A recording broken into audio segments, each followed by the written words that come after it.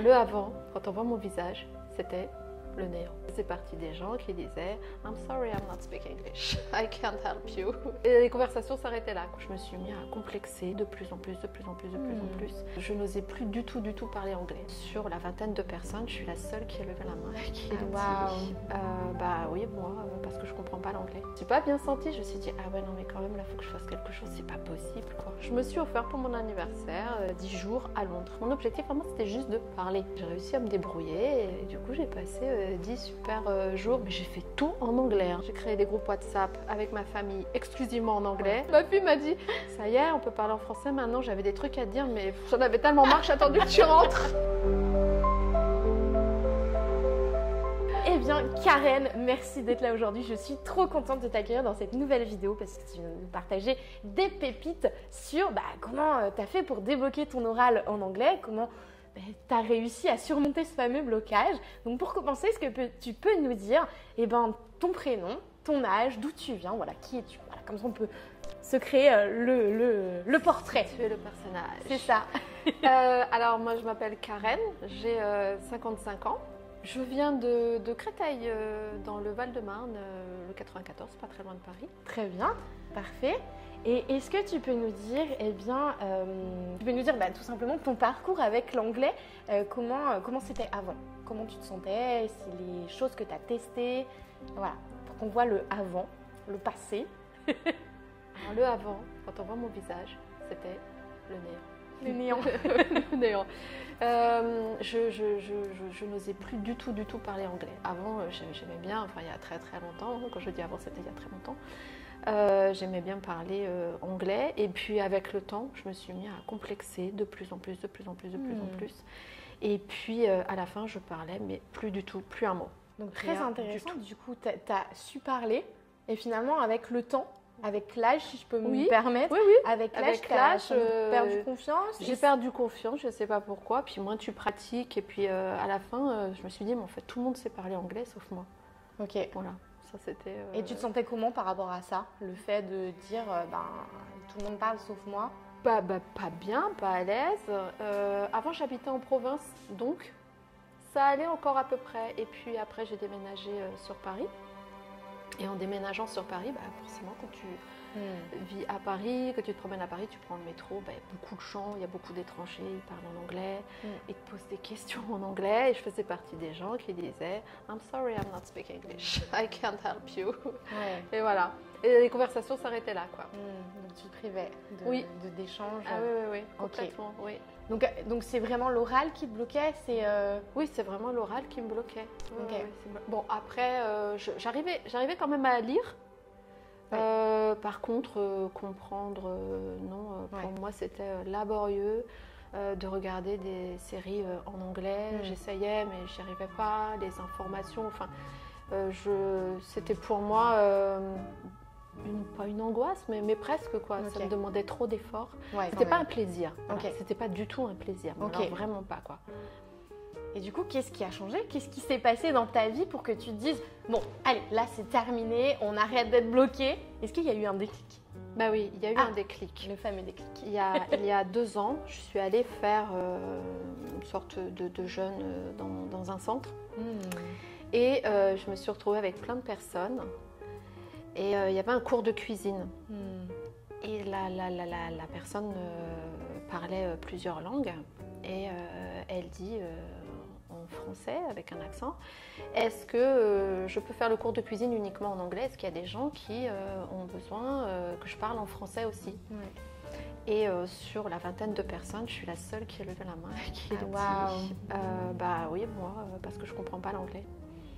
Là, et du coup, là, je me suis dit, waouh! Là, t'as pris une claque. Ah ouais. Je me suis pas bien sentie. Je me suis dit, ah ouais, non, mais quand même, là, il faut que je fasse quelque chose. C'est pas possible, quoi. Ok. Et j'ai toujours cru que c'était une question d'âge. Je me suis dit, je suis trop vieille. C'est pour ça. Merci de dire ça, parce que je pense que ça va vous parler. Beaucoup trop vieille maintenant. Ça y est, c'est passé, c'est fini, c'est terminé. Je ne pourrai jamais plus parler anglais. Ah, waouh! Quelle croyance! Encore une croyance limitante de plus. Ouais. Et en fait, non, pas du tout. C'est complètement faux parce que toutes les personnes qui étaient là, il y en a qui étaient beaucoup plus vieilles que moi, mais vraiment beaucoup plus vieilles.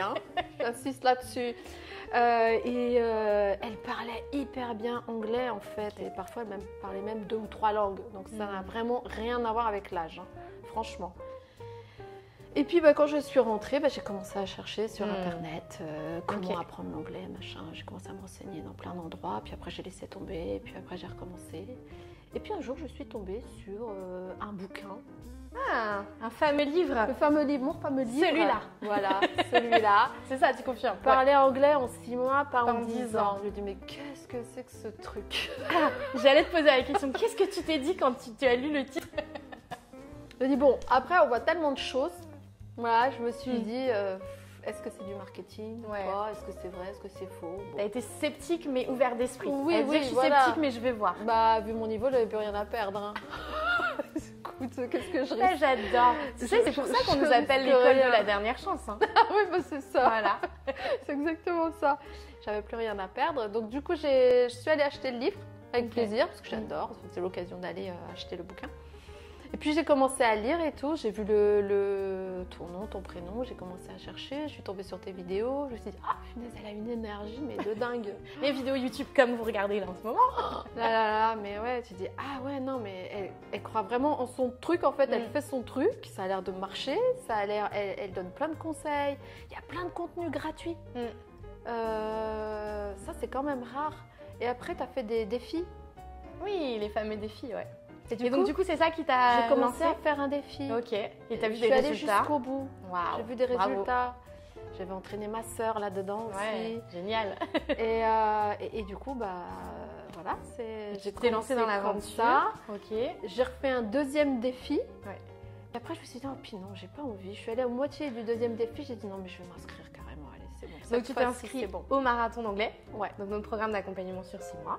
Et qu'est-ce qui a changé en fait? Qu'est-ce qui a changé aujourd'hui? Comment tu te sens en anglais? Alors, je me sens beaucoup mieux. Ouais. Je comprends beaucoup mieux. Est-ce que tu as toujours la peur avant de parler? Est-ce que tu as retrouvé ta confiance d'avant? Alors, ça dépend des moments, ça dépend des contextes, en fait. Quand je suis devant le fait accompli, quand j'ai plus d'autre choix que de parler, je parle. Ou quand on vient vers moi et qu'on me parle en anglais, parce que je comprends en fait. Okay. Donc du coup, je peux répondre. Ouais. Donc spontanément, tu as le réflexe d'y aller, voilà, et tu n'as plus le réflexe de dire non, moi je parle pas anglais quoi. Non, voilà, je dis plus ça. Non, je dis plus ça. Je le dis plus. Et concrètement, est-ce que ça t'a permis de débloquer des choses dans ta vie professionnelle, dans des voyages? Je crois que tu as fait des petites expériences avec ta fille. Est-ce que tu aurais des choses à nous partager? Voyage, oui. Le jour de mon anniversaire, en fait, j'avais prévu, parce que j'avais suivi tes conseils, j'avais écouté tout ça, et puis il faut se mettre un défi à la fin. Oui, à la fin du programme. Et puis, pour mon anniversaire, il y avait un truc que j'avais très très envie de faire. J'avais envie d'aller à Londres toute seule.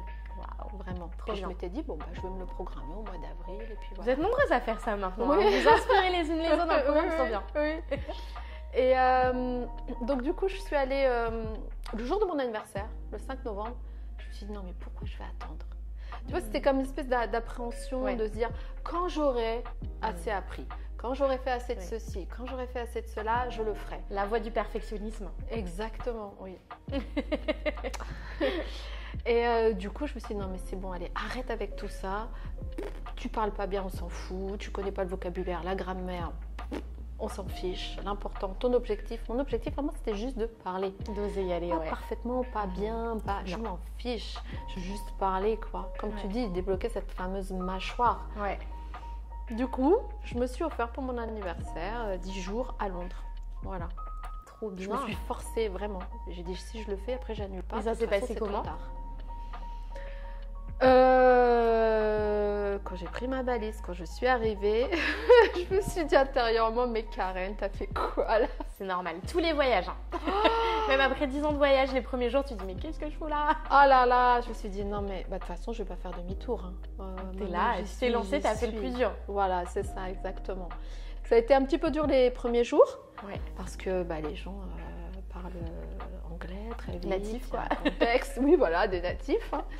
Et puis finalement, écoute, j'ai réussi à me débrouiller et du coup, j'ai passé 10 super jours, mais j'ai fait tout en anglais. Trop bien. Il n'était pas question que je parle un seul mot de français. Bravo. Franchement, tu peux être fière de toi parce qu'en plus, tu l'as fait au début du programme au final. Ah oui. Donc là, du coup, tu t'es mis les 2 pieds dedans. Tu t'es dit, allez, là, c'est question d'oser. Donc niveau mindset, ça t'a paf. Ah oui. Voilà, et du coup, ça t'a débloqué derrière. Ah, j'avais pas le choix. Trop bien. J'ai fait toutes les visites en anglais. Ben bravo. J'ai créé des groupes WhatsApp avec ma famille exclusivement en anglais. À la fin, ils en avaient... créer des opportunités. Très bon exemple. À la fin, ils en avaient marre. Il ne voulaient plus parler avec moi. Généralement, on fout un peu la merde dans les familles. Généralement, les enfants, ils en ont un peu marre et souvent. Ma fille m'a dit, ça y est, on peut parler en français maintenant. J'avais des trucs à te dire, mais j'en avais tellement marre, j'ai attendu que tu rentres pour t'expliquer parce que c'était trop compliqué. Et puis voilà. Trop bien, génial. Et du coup, qu'est-ce qui t'a surpris dans le coaching marathon d'anglais? Qu'est-ce que tu as préféré? Qu'est-ce que tu as aimé de plus que dans les autres méthodes, par exemple? Enfin, voilà, qu'est-ce qui t'a le plus parlé? Ce qui m'a le plus parlé et qui met à l'aise tout de suite, c'est que tu vas en coaching déjà. Bon, déjà, on te parle, on te comprend. Voilà, t'as pas besoin d'expliquer, t'as pas honte de dire bah voilà, moi j'ai 55 ans et je parle pas un mot d'anglais quoi. Et pourquoi tu t'es sentie comme ça justement? Qu'est-ce que tu penses qui fait que tu t'es sentie à l'aise dans ce contexte? Alors je me suis sentie à l'aise dans ce contexte parce que déjà je suis tombée sur des personnes qui étaient comme moi. Voilà. Tu vois, des personnes qui étaient comme moi et qui avaient envie d'apprendre aussi comme moi, qui ne savaient pas parler non plus. Et puis on te répète à chaque fois les règles, tu vois, à l'intérieur, il y a un cadre sécurisant, il y a des règles, il y a de la bienveillance. Et il y a, voilà, si quelqu'un parle pas super bien, on rit pas, on se moque pas, on le reprend pas, il y a des coachs qui sont là pour ça, c'est leur travail de faire ça. Mais je les saoule avec ça.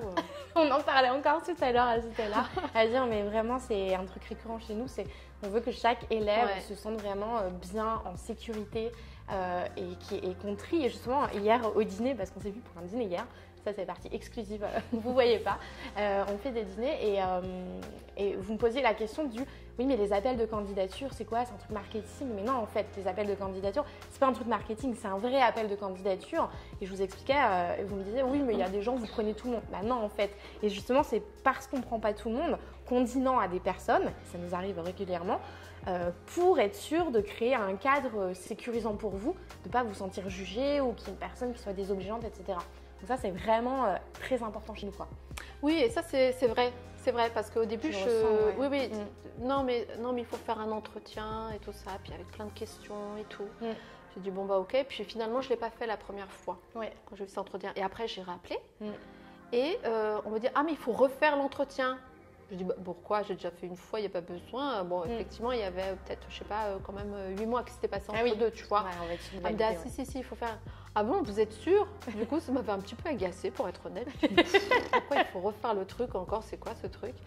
Et puis bon, bah, de toute façon, je voulais rentrer dedans, j'avais pas le choix.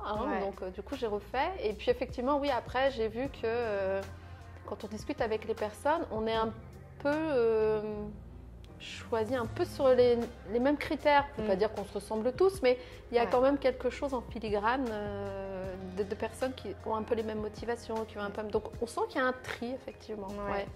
Oui. Il y a une sélection, on va dire. Exactement. Est-ce que tri, j'aime pas trop le mot quand même. Trier, c'est pas très gentil. Mais effectivement, il y a une sélection. Mais il y a une sélection, bien, oui, pour que effectivement, on se sente bien. Bah, c'est chouette que tu l'aies senti en tout cas. Et du coup, dernière question pour toi, Karen. Ça serait quoi le mot que tu aurais envie de partager ou le conseil? Et tu n'as pas le droit de dire lancez-vous parce que c'est trop facile. Que tu aurais envie de donner aux personnes qui nous regardent, qui peut-être aujourd'hui étaient dans ta situation d'avant, bloquées, ne pas oser parler. Ça serait quoi le truc qui pourrait faire qu'elle se débloque, quoi? Que tu as appris peut-être au sein du marathon d'anglais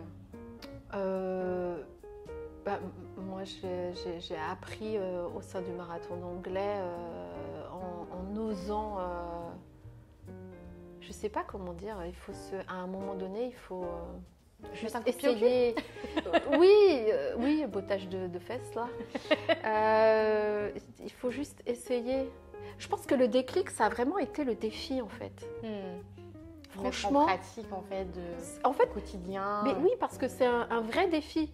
C'est pas, tu sais, juste un truc comme ça, puis après tu rentres dans le marathon des langues et ça ressemble plus à rien. Non, c'est vraiment ça qui a été le déclic. Et je me suis dit, ah ouais, il y a une méthode en fait. Il y a une méthode, tu l'expliques. je le redis, c'est du Je contenu. t'explique dans ce livre aussi.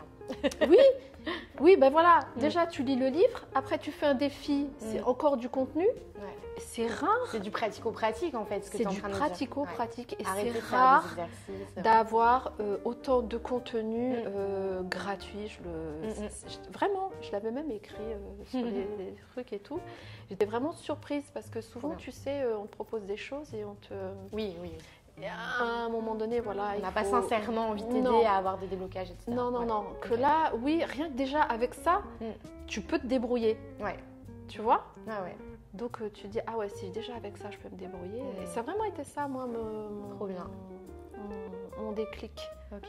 Donc le conseil, si tu donnais le conseil à Karen il y a quelques années, de passer à l'action finalement, de mettre en pratique. Parce qu'effectivement, je vous le dis souvent, vous pouvez lire le livre, vous pouvez lire des formations, mais si vous ne passez pas à la pratique, il n'y a pas de résultat. Donc à la pratique, osez. Oui. Et puis y aller quoi. Et puis arrêtez de croire qu'on est trop vieille. Tu offres ça en fait. Le bouquin, ok, mais la pratique avec. Donc du coup, il n'y a pas d'excuse de dire ah bah non je peux pas parce que c'est trop ceci, trop cela, non. Après c'est juste une volonté, c'est ça. Exactement. Comme tu dis, tu peux pas faire à la place. Tu offres tout ce qu'il faut, tu vas pas faire à la place des personnes effectivement si. Et tu as fait le choix de passer à l'action. Oui. Donc tu as plus de résultats que les personnes qui passent pas à l'action. Donc bravo à toi. C'est tellement logique. Ça paraît logique, tu vois, mais c'est toujours important de le répéter parce qu'il y a toujours un décalage entre ce qu'on dit et ce qu'on fait réellement. Donc du coup, c'est important de le répéter. Donc, en tout cas, bravo à toi. J'ai envie de te faire un high five. Merci Karen d'avoir partagé toutes ces pépites et de si ce n'est d'inspirer même une personne à oser, à mettre en pratique les choses. Et je sais à quel point ce genre de témoignages sont vraiment importants. Et tu l'as dit toi-même tout à l'heure que tu en avais vu avant de nous rejoindre. Donc merci d'avoir donné ton temps pour ça. C'est vraiment trop bien. Avec plaisir. Et en plus, pour le premier témoignage qu'on fait en physique et pas en visio. Donc tu es la première à t'asseoir sur le canapé, le Mara Sofa. Est-ce qu'on peut dire ça? Confortable canapé, le Mara Sofa. Le Mara Sofa, voilà, venez nous rejoindre sur le Mara Sofa. Exactement, venez nous rejoindre sur le Mara Sofa.